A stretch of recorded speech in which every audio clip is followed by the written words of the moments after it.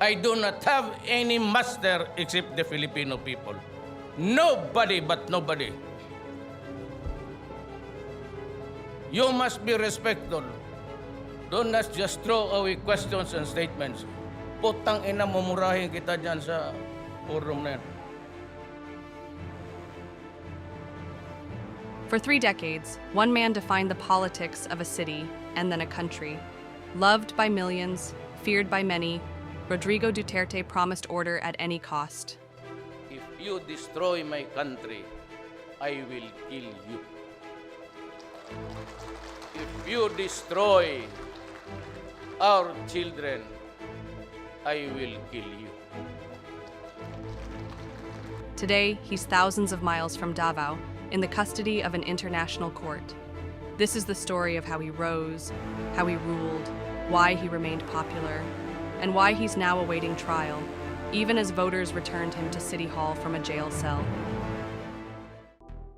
Rodrigo Roa Duterte was born on March 28, 1945, in Maasin, Leyte. His father was Vicente Gonzalez Duterte, a Cebuano lawyer, and his mother, Soledad Gonzalez Roa, was a school teacher and civic leader from Cabadbaran, Agusan. Duterte has 4 siblings, Eleanor, Jocelyn, Emmanuel, and Benjamin. Duterte went to Labuan Elementary School in Masin for a year. He spent his remaining elementary days at Santa Ana Elementary School in Davao City, where he completed his primary education in 1956. He finished his secondary education in the high school department of Holy Cross College of Digos, Davao Province, after being expelled twice from previous schools, including one in the Ateneo de Davao University High School due to misconduct. He graduated in 1968 with a Bachelor of Arts degree in Political Science at the Lyceum of the Philippines in Manila. Duterte obtained a law degree from San Beda College of Law in 1972, passing the bar exam in the same year. He worked as a professor in the National Police Academy and was a member of an organization called Nationalist Alliance for Justice, Freedom, and Democracy. He later served as the OIC Vice Mayor of Davao City, assisting evacuees from Davao City remote areas, and working for the release of soldiers captured by the New People's Army, or the NPA. Eventually, he became a special counsel at the City Prosecution Office in Davao City from 1977 to 1979, 4th Assistant City Prosecutor from 1979 to 1981, 3rd Assistant City Prosecutor from 1981 to 1983, and 2nd Assistant City Prosecutor from 1983 to 1986. After the 1986 People Power Revolution that toppled the regime of President Ferdinand Marcos, Duterte was appointed officer-in-charge Vice Mayor of Davao City by President Corazon Aquino. In the 1988 local elections, he ran for mayor, defeating former OIC Mayor Zafiro Respicio by a narrow margin of 6,000 votes. As mayor of Davao City, Duterte made efforts to unite the different tribes and political groups in the city. He set a precedent by designating deputy mayors to represent the administrative districts, as well as the Lumad and Moro peoples in the city government. This was later copied by other cities in other parts of the Philippines. In 1992, he successfully defended his seat from 1st District Representative Prospero Nograles. In 1998, because he was term limited to run again for mayor, Duterte ran and won as congressman of the city's 1st District. He was a member of 5 House committees, namely National Defense, Public Order and Security, Health, Transportation and Communications, and Cooperative Development. He filed 64 measures, including 45 bills, with 1 enacted into law, Republic Act Number 8969, which declared the 3rd Friday of August a special holiday in Davao City. He expressed disinterest with his new post, describing it as less engaging compared to his time as mayor. In 2001, he was elected mayor of Davao for a 4th inconsecutive term, defeating his former ally, incumbent Mayor Benjamin de Guzman. He was re-elected in 2004, defeating de Guzman for the 2nd time, and in 2007 with virtually no opposition. In 2010, he was elected vice mayor, succeeding his daughter Sarah, who was elected as mayor. Duterte was elected unopposed for his 7th term in 2013. In November of that year, Davao City sent rescue and medical teams to Tacloban to give aid to the victims of Typhoon Haiyan. They need a moral obligation for the Davaoenos to help. I will be there. Ganito yan eh. I will go direct by, there are 3 helicopters being used now. Locally known in the country as Typhoon Yolanda. Financial assistance was also given to Bohol and Cebu for earthquake victims. Duterte also passed Davao City's Women Development Code, which aims to uphold the rights of women and the belief in their worth and dignity as human beings. Duterte banned swimsuit competitions and beauty pageants in Davao City. He gained prominence for supporting the first ever Gawad Kalinga village inside a jail facility in Davao City. It is a home-type jail with 10 cottages built inside the compound, which now serve as homes for female inmates.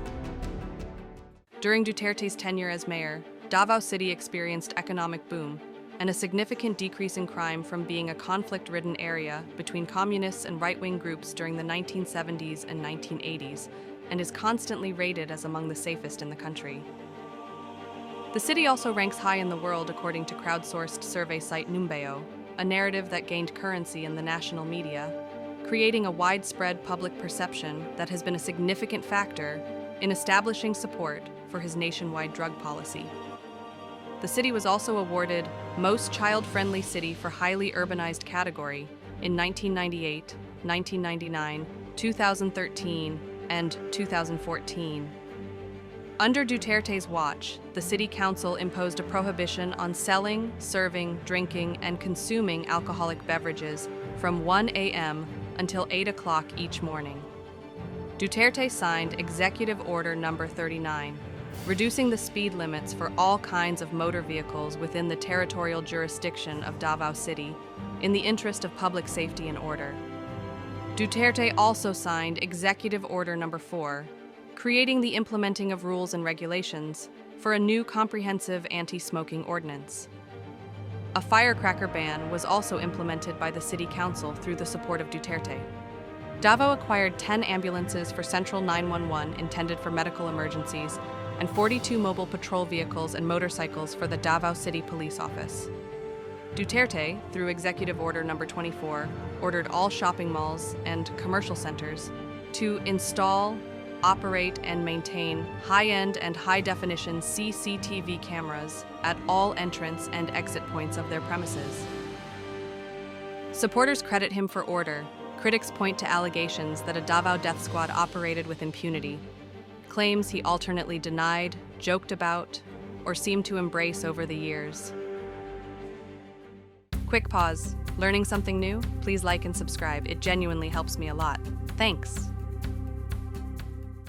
Kill the criminals, and I will protect you. Do abuses, private crimes, and I will kill you. You have seen me in public, how I behave, my curses, and my, bad words. Not fuck with me today. Bullshit. Bullshit. Fuck you. Fuck you. Fuck you. 2016, frustration with crime, corruption, and inequality primed voters for a populist outsider. Duterte promised to eradicate drugs and crime, spoke in blunt, often profane language. I, Rodrigo Duterte, do solemnly swear that I will faithfully, conscientiously fulfill my duties as President of the Philippines, so help me God. Rodrigo Duterte's official 2016 vote total, 16,601,997 votes, about 39.0% of valid votes.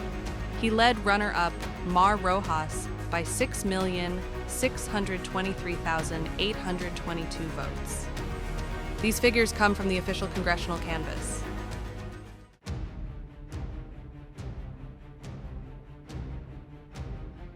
Within days of taking office on June 30th, 2016, Duterte unleashed a nationwide war on drugs.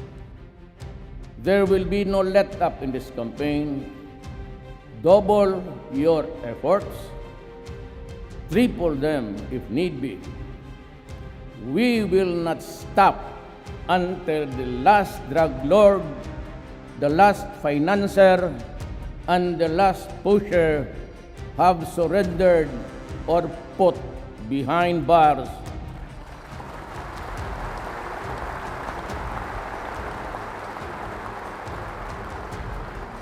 Or below the ground, if they so wish. Official figures over the years cite several thousand deaths in police operations. Rights groups estimate a far higher toll, often 12,000 to 30,000 when including vigilante killings, numbers the government disputes. What's not disputed, the campaign reshaped daily life in poor urban neighborhoods and drew global condemnation. Here's how the surrender numbers moved during President Duterte's war on drugs. Note, these are cumulative counts reported by authorities, and surrenderees can mean users or pushers. Definitions vary by agency. In July 2016, the very first month, about 115,000 people surrendered. By September 5, 2016, that figure had jumped to roughly 686,000.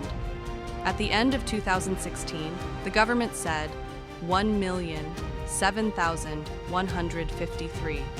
Through 2017, the wave continued, reaching about 1.37 million surrenderees nationwide. By 2021, officials were citing over 1.2 million in total, reflecting slower growth and changes in how agencies counted participation.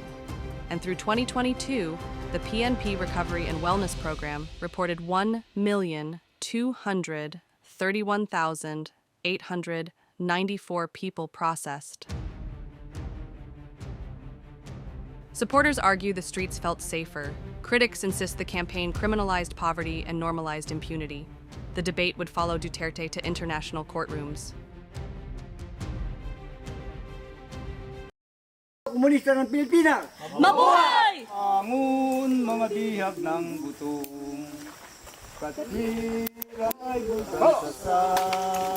Duterte began with peace overtures to the communist CPP-NPA, but talks collapsed. In December 2017, he designated the CPP-NPA as terrorist organizations under Proclamation 374. In May 2017, ISIS-linked militants from the Ma-T group and Abu Sayyaf seized Marawi City, triggering the country's longest modern urban battle. Duterte declared martial law in Mindanao, a decision extended until end 2019. The 5-month siege left over 1,000 dead and displaced hundreds of thousands. The government declared Marawi liberated in October 2017.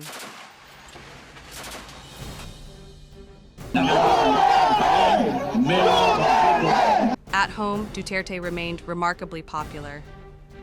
In his final days in office, June 26 to 29, 2022, SWS recorded a record-high net satisfaction of +81, meaning excellent, unprecedented for a departing Philippine president.